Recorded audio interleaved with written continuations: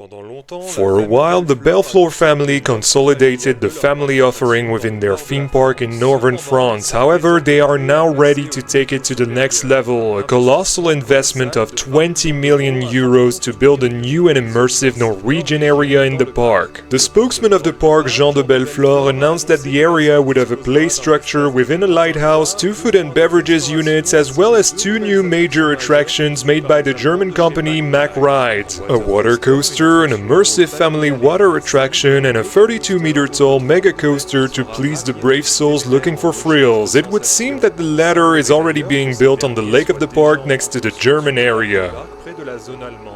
Hello everyone, I am Yan, your favorite friendly Frenchman, and welcome back to Belleflore! Finally, it feels so good to say this again. So last time we were looking at the future plans for the park for when I'll have a PC, and it turns out that I do have a PC now, and you know what that means? In a few months, all of this space around the lake will be filled and Belleflore will be complete. That's 8 more episodes to look forward to, so if you're excited, why not click the like button and subscribe to the channel so that you don't miss a thing. Today, as the little in-universe intro said, let me know if you enjoyed that. By the way, we are kicking things off at the back of the German area to start building Fiskekysten, the Norwegian fish coast, and in this first part of the area, we're focusing on the 2013 Mack Mega Coaster called Borealis. This is kind of rewriting history and taking us to an alternate universe where Mack's first Mega is not Storm at Etnaland but our very own Borealis. The deal with the park is to make an airtime machine that is imposing but inviting, because in 2013 Belleflore was still a family park and this is only its first step into the thrill business. Now that the layout is done, I bet you're wondering what the hell is up with the colors. Well, our coaster is themed to Northern Lights, otherwise known as Aurora Borealis, hence the name. It's a very common but spectacular natural phenomenon in Scandinavia when the sun's particles are interacting with the Earth's atmosphere, and this ends up illuminating the night sky beautifully with green and purple lights. Cool, huh? Well, how about riding Northern Lights? Does that sound cool too?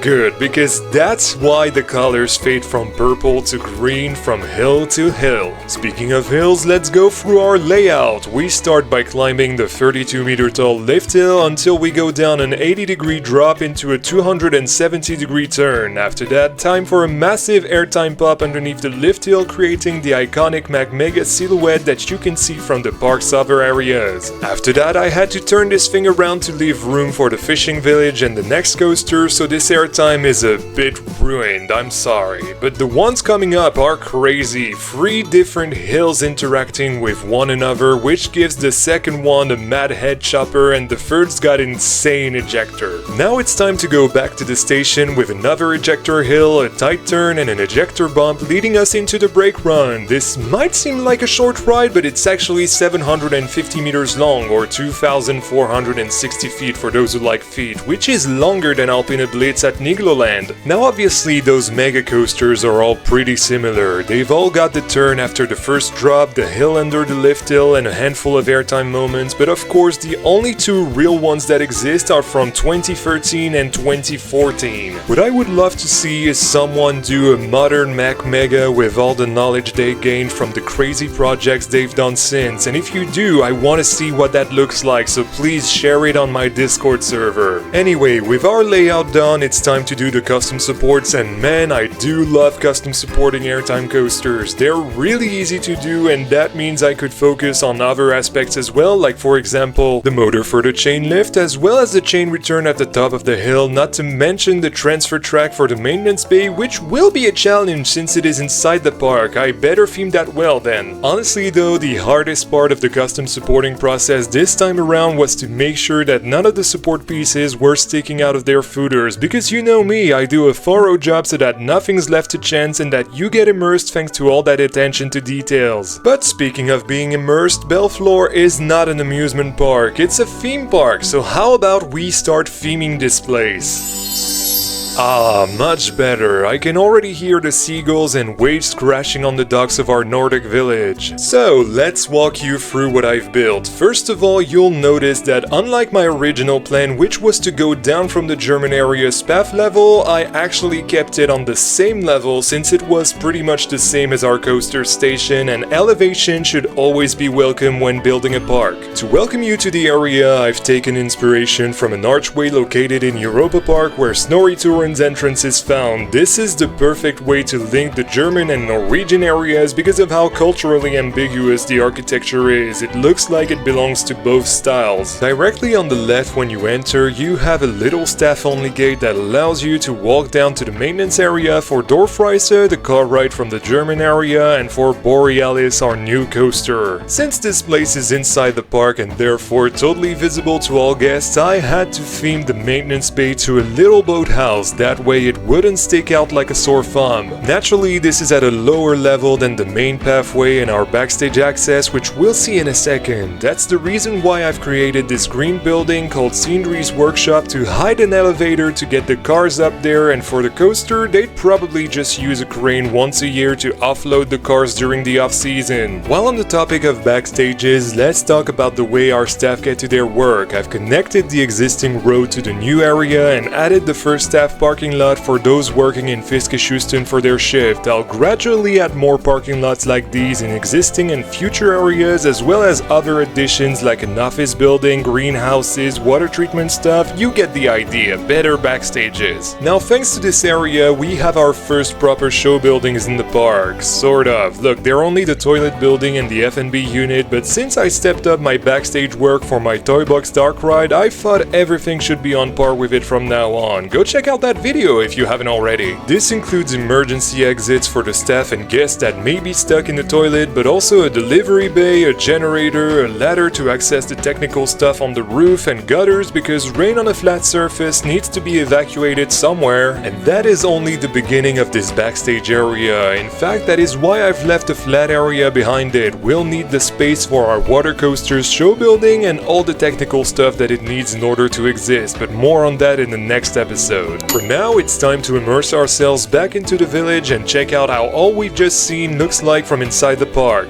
Our little toilet building is right here on the right. Nothing super interesting about it since I decided early on that I wasn't making interiors for this park's toilets, but if you're hungry for interiors and optionally Scandinavian yogurt, you might want to stop by the House of Skyr. This is not the signature restaurant of this area, but instead of making a simple stand, I wanted to make a proper parlor this time around. People need spaces to relax in theme parks, and this is definitely one of Belleflore's. Here's the menu that all of you foodies watching this can translate from French. Pretty yummy stuff if I do say so myself. I think I'd enjoy the blueberries on my blueberry flavored skyr, but what would you like? Let me know in the comments. Anyway, the inside is very cozy. You can order on those screens, the vendor can prepare everything under your eyes from behind the counter, and then you can just take a seat somewhere inside for when it's cold out, or on the terrace if you're visiting during spring or summer. With a belly full of skyr, we go back down to the main plaza, leading us to the queue for Borealis, or the water coaster that we'll build in the next episode. But just before we get on a coaster, we have to check something out on the docks, our weenie for the area, the lighthouse. I think this is the perfect icon for this area. Granted, we don't have many boats or fisherman themed stuff in an area that is called Fish Coast yet, but having this tall structure in the middle of the area just draws you in, and bonus points because it interacts with Borealis. In the lore of the park, this building is home to a play structure, but in Blanco terms, this is actually a flat ride, more specifically a helter-skelter inspired by the one Yuri did at the beginning of the game and powered by the removed platform flat rides from Doob. Thanks to that, the lighthouse sits proudly at the end of the waterfront, even though as you can see from the remaining little lights, the platform should make that impossible. I've also added the dock at the back, which acts as theming and realism, since this is the boat that the maintenance team can take to inspect the chain lift's motor and the coaster's footers. Speaking of the coaster, I think it's time we finally join the queue for Borealis. As we approach the entrance, we're greeted by the photo stand with a seagull on top. I've placed a few seagulls around the area to add more life to it. Let me know if you find the one with a fry in its beak.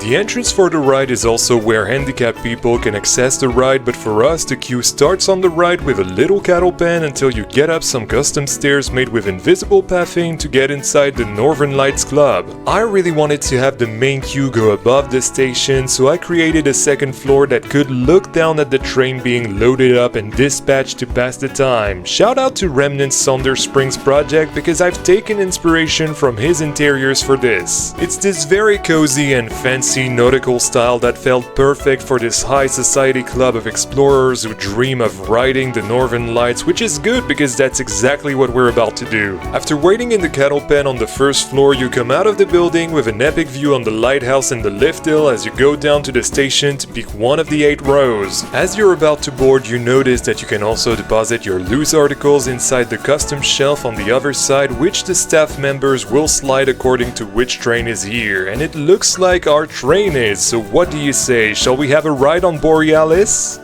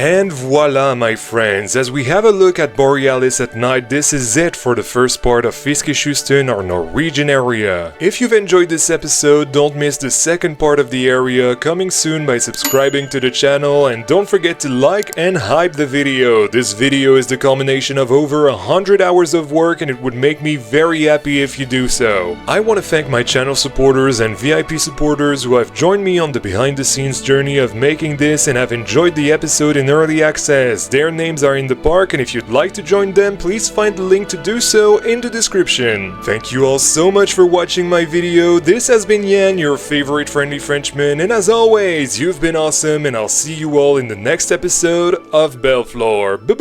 Bye.